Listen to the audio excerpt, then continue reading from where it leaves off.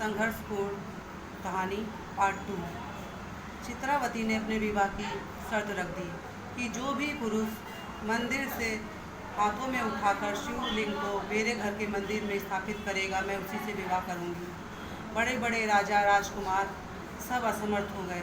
तब शिव को चित्रावती ने याद किया। शिव ने उसकी प्रार्थना स्वीकार कर ली। हरि आए, उनके माथे पर 2 सींग थी और बहुत सांवला रूप धारण करके आए और शिवलिंग को उन्होंने नमन किया और हाथों में लेकर चित्रावती के घर के मंदिर में स्थापित कर दिया। तभी और वहाँ से माला उठाकर चित्रावती को पहना दी। तभी वह स्त्री जोर जोर से चिल्लाने लगी और हरि को अपना पति मानने से इनकार कर दिया।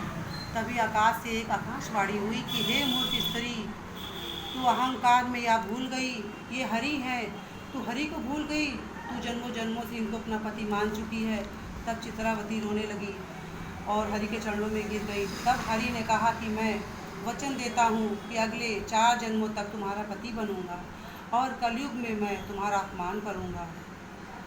तब चित्रावती जोर जोर से रोने लगी। तब हरि ने वचन दिया कि सुनो, इस जन्म में मैं तुम्हें छोड़ के चला जाऊंगा और अगले 2 जन्मों में तुम समाधि ले लोगी, पत्थर की बन जाओगी और चौथे जन्म में फिर से मैं तुम्हारा पति बनूंगा और तुम्हें तन मन से प्रेम करूंगा।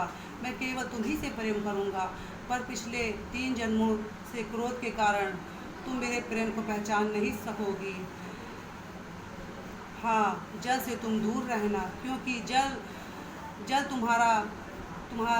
तुम्हारा शत्रु है और जल तुम्हारी मृत्यु करने में सक्षम हो जाएगा। यदि तुम अपने पति से रूठकर जल का आवाहन करोगी तो जल सक्षम हो जाएगा तुम्हारी मृत्यु करने में। यदि जल में तुम्हारी मृत्यु हो गई तो जल और पवित्र हो जाएगा। जल तुम्हारी पतिव्रता शक्ति के सामने मजबूर हो जाएगा, इसलिए तुम जल से दूर रहना।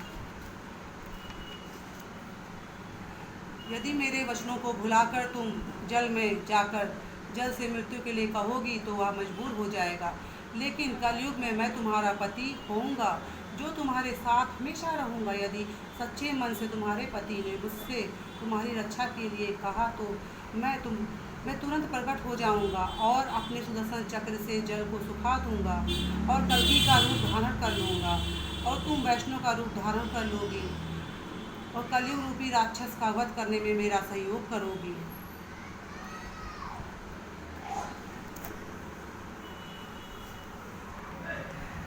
भगवान हरि अपने वचन कहकर वहाँ से अंतर्ध्यान हो गए।